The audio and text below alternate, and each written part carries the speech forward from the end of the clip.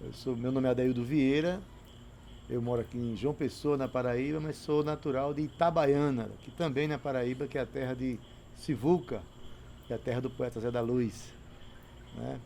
Estou morando aqui em João Pessoa há 40 anos e faço parte do cenário e das lutas cotidianas em favor da nossa música, da nossa cena cultural, enfim, como um todo.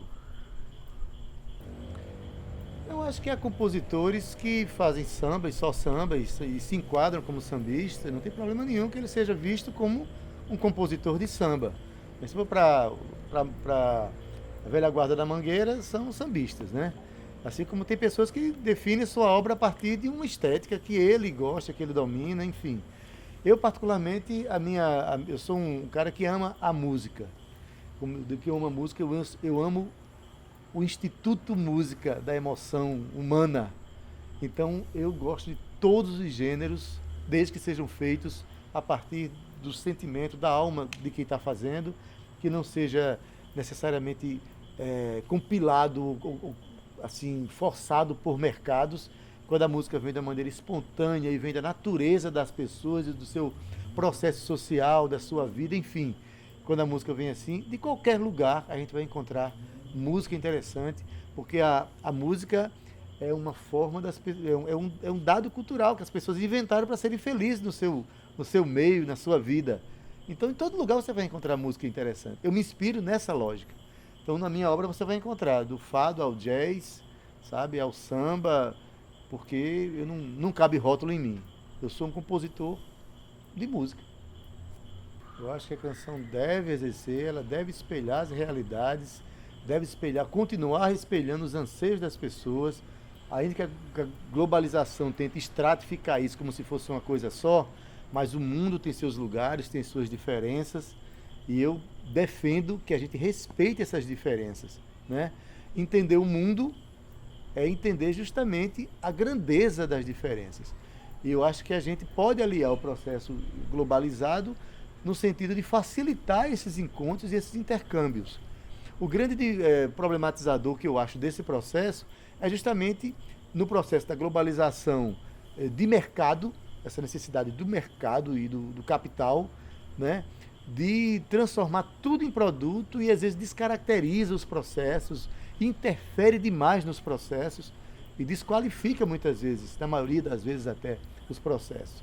Então a gente tem a função, sobretudo da música independente, é identificar esses lugares, esses guetos, esses desejos e fazer com que eles se intercambiem, se encontrem e se amem, né? E trabalhem uns com os outros e vivam a grandeza de ser diferente. A maneira que a gente pensa aqui, né, que a gente defende, é justamente a valorização das diferenças. A cena da Paraíba é uma cena plural, eu diria pluralíssima, porque você tem da música eletrônica, a cultura popular, você tem expressões diversas e todas elas têm a sua cor, têm o seu jeito, a partir do seu lugar, do seu gueto. E também é uma cena que naturalmente, não tem como não ser, se relaciona com o mercado, se relaciona com as mídias, se relaciona com a internet e tenta sobreviver a partir disso aí. Então, eu defendo justamente que a gente tem que colocar a nossa arte cada vez mais em defesa do ser humano. E no fundo, né, a defesa é a defesa da nossa identidade, da nossa capacidade de ser feliz. É isso que eu defendo. Na verdade, eu acho que tudo tem que partir de uma coisa chamada respeito. Respeito a cada um, né? Quando essa falta de que o preconceito nada mais é do que você não respeitar a diferença do outro, não respeitar o outro, né? Quer seja pela cor, pela condição social, quer seja pela opção, né? Pela orientação sexual, quer seja por qualquer coisa, por raça, né? Quer seja a questão da xenofobia, né? De você não suportar gente de outros lugares, quer seja a questão do macho e da fêmea, do machismo na sociedade. Tudo isso a gente precisa lutar contra, porque tudo isso interfere no respeito que um ser humano tem que ter com o outro. E eu acho que a gente tem que estar vivendo essas discussões, mas de uma forma afetuosa, né? Eu acho que quando a gente discute preconceito, a gente deve trabalhar a perspectiva de que as pessoas melhorem, não estabelecer uma luta permanente com a outra pessoa, né?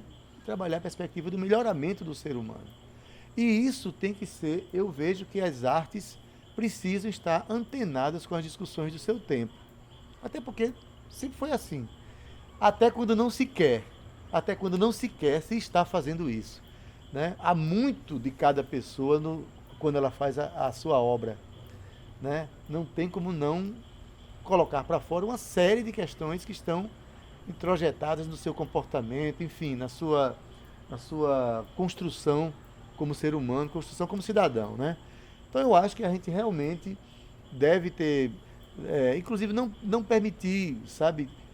A palavra não permitir não, assim, a gente deve, eu particularmente sou contra mesmo, quando você tem uma música que denigra a imagem da mulher, uma música que estimula o alcoolismo, uma música que prega a intolerância de uma pessoa contra a outra, sabe? Uma música que, por exemplo, que prega luta entre os povos. Eu acho, música só não. A arte ela deve existir para melhorar a vida, melhorar as pessoas, né? Questionar, né? Não é só trabalhar o belo o que a gente chama de belo, né? Mas é trabalhar as discussões do seu tempo, mexer com isso enquanto expressão artística. Eu defendo isso. Eu acho que a música independente está muito forte, eu reconheço isso, né? Eu já participei, inclusive, de alguns festivais a nível nacional, participei no Paraná, na Bahia, em São Paulo, e a gente, quando chega lá, né, a gente percebe o quanto esse país é gigantesco, é plural, e o quanto é forte a música produzida nesse país. Continua muito forte. Agora, você quer não participar disso? Ouça o rádio.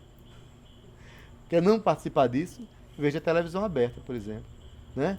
Porque aí, justamente, quem se pauta apenas nas grandes mídias não está vendo o Brasil. Está vendo um Brasil maquiado, um Brasil distorcido, né? Um povo, sabe,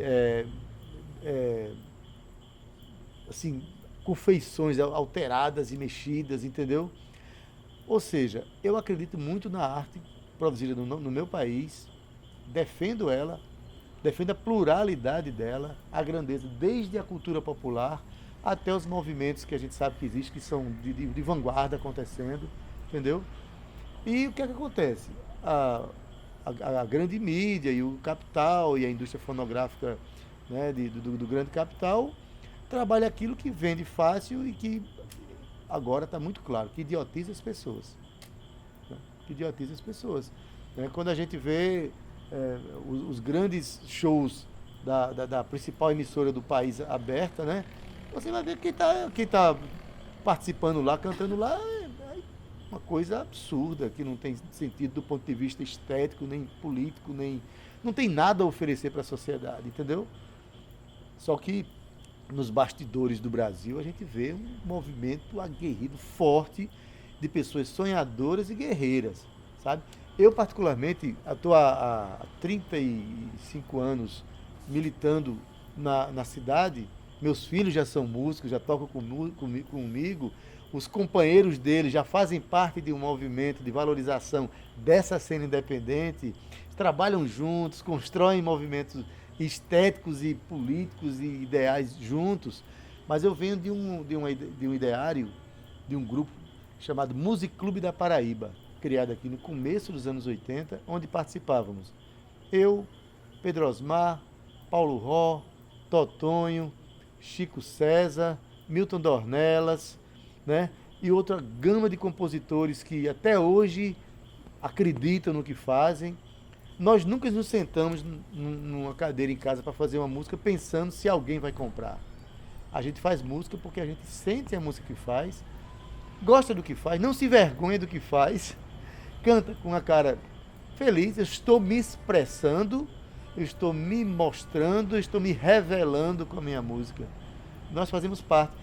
Que bom que 30 e poucos anos depois a gente vê uma nova geração vivendo um movimento tão forte que cresceu os olhos de vocês que estão vindo de uma outra paragem, né? Tão plural quanto. São Paulo é uma coisa gigantesca, né? Mas a Paraíba vive essa coisa muito, muito particular, certo? Que não está só aqui, mas Vá lá no sertão conhecer as bandas cabaçais, conhecer as bandas, que a gente chama bandas de pífano, são as cabaçais, conhecer a cultura popular da ciranda, do coco, dos pontões, né? Enfim, mil coisas. A nau catarineta aqui de Cabedelo, sabe? As lapinhas. A gente tem cultura popular forte. Nós, ativistas culturais, vivemos uma luta para trazer à tona a grandeza que nós somos, porque a nossa arte nos revela como paraibanos, como cidadão da Paraíba, né? E a gente vai ficar só vendo o trem passar, né? A gente quer ver, a gente quer estar no trem, a gente quer estar nesse trem, vivendo a história. Ó, a gente quer isso aqui, ó. Entendeu? Eu acho que o ser humano, ele tem as inquietações existenciais dele, que a tecnologia não responde a todas, né? Aliás, nunca respondeu, nunca ninguém respondeu nada. A gente vive essa busca que ela vai continuar. Ela vai continuar, né, com tecnologia, sem tecnologia, ela precisa continuar, porque o ser humano é, por natureza, um ser. A busca é o que faz a pessoa se manter vivo. No dia que ele parar de buscar, ou parar de se interessar por esse caminho, por esse caminhar, é quando vem o suicídio, vem a morte, né? Eu não tenho a menor noção do que vem por aí. Tenho a menor noção, porque há 5 anos atrás, há 5 anos, ou vou botar 10 anos, que é menos de meio segundo na história, né? Não é nada na história. Há 10 anos atrás eu não tinha a menor noção que hoje estaríamos vivendo o que estamos vivendo, né? Andar com internet na rua, sabe? Falar com uma pessoa olhando num celular para uma que está no Japão. Daqui a 25 anos eu não tenho a menor noção. Agora, eu acredito que sempre existirá a necessidade da melodia, da canção, do ritmo e da expressão por meio dos sons. O que pode acontecer é que os meios tecnológicos podem oferecer métodos diferentes de conseguir isso aí, né? Hoje em dia, tem coisa que a gente consegue no computador que 10 anos atrás você não conseguiu. Hoje a gente já grava em casa, né? Como é a história do home studio, né? Quando a gente começou no Music Club, as gravações eram feitas em Recife. A gente ia para Recife viajar, passava um dia lá passando fome, que a gente não tinha dinheiro para fazer tudo que a gente ia fazer lá, né? Ou pagava o estúdio e comia. Aí depois vinha um bolachão, que mandava fabricar não sei aonde. Hoje a gente tem estúdio em toda esquina, né? Aí tudo isso mexe com o modus operandi da criação, do fazer e do acontecer. Mas eu particularmente acho que a gente vai continuar desejando ouvir as músicas, desejando ouvir a melodia que traz o sentimento, sabe? Inclusive há movimentos interessantes. No world music que a gente fala, né? Que é aquela coisa que tenta estratificar as músicas, né? Existe um forte mercado dentro do world music que quer ouvir os índios lá, não sei de onde, sabe? É como se o ser humano tivesse tentando reencontrar o umbigo, rebuscando o próprio umbigo. A coisa começa a ficar tão chip, né? Tão chip que a pessoa tá. Chega um momento que eu preciso me reconectar com minha questão humana aí nessa história, sabe? Aí eu acho que a gente vai vivendo os grandes conflitos que a tecnologia. Já estamos vivendo, né? Muitos conflitos que a tecnologia traz. O desemprego que está. O ser humano trocado por máquina, o banco na sua mão e o bancário desempregado, sabe? O modo de produção fonográfica, por exemplo, o pessoal diz, bicho, me criticaram uma vez porque eu digo, olha, eu autopirateei um disco meu. Meu disco acabou e o pessoal, cadê o disco? Eu não tinha dinheiro. Eu peguei e fiz um monte de pirata, fiz um selo chamado Pirata Original, né? Era Pirata Original. Este é legal. E ele dizia, não aceite imitações. E vendia o meu pirata. Aí para gerar uma discussão. O pirata, enquanto conceito, ele é condenável. Aí dá licença o que é que o mercado faz com o disco, né? Tira um disco de R$ 5 da fábrica e vai vender a 30, sabe? E outra coisa, houve uma época no século XIX que o ser humano fazia as coisas à mão. Um dia inventaram uma máquina que substituía a mão, daqui a pouco 10 máquinas, daqui a pouco uma máquina fazia o trabalho de 20. Aí veio a Revolução Industrial, não foi? O mundo precisou rever suas relações de trabalho e a sua velocidade. a revolução digital, que é essa que a gente está vivendo, a gente tem que repensar tudo mesmo, porque não dá mais o disco não é mais o grande processo. Agora está na rede. Está na rede, né? Eu ainda fico mandando fabricar CD, mas tudo agora está na rede. Então as indústrias fonográficas começaram a perder mercado porque não tinha mais como vender o disco, as pessoas estavam tendo acesso. Tudo que é buraco, tudo que é lugar, né? Fazendo um disco por R$ 1, quando o cara vende a 30.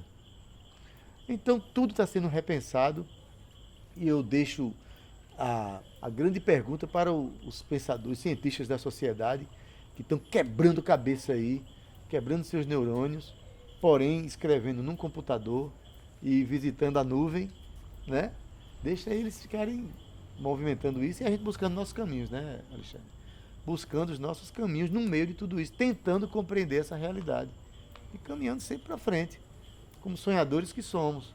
Porque a canção é o instituto da felicidade humana. Eu continuo acreditando nisso. Um dia a natureza inventou os sons. Quando o ser humano pegou os sons e colocou a serviço da sua felicidade, aí nasceu a música. Né? Eu acredito nisso e acredito que isso não vai se acabar, não.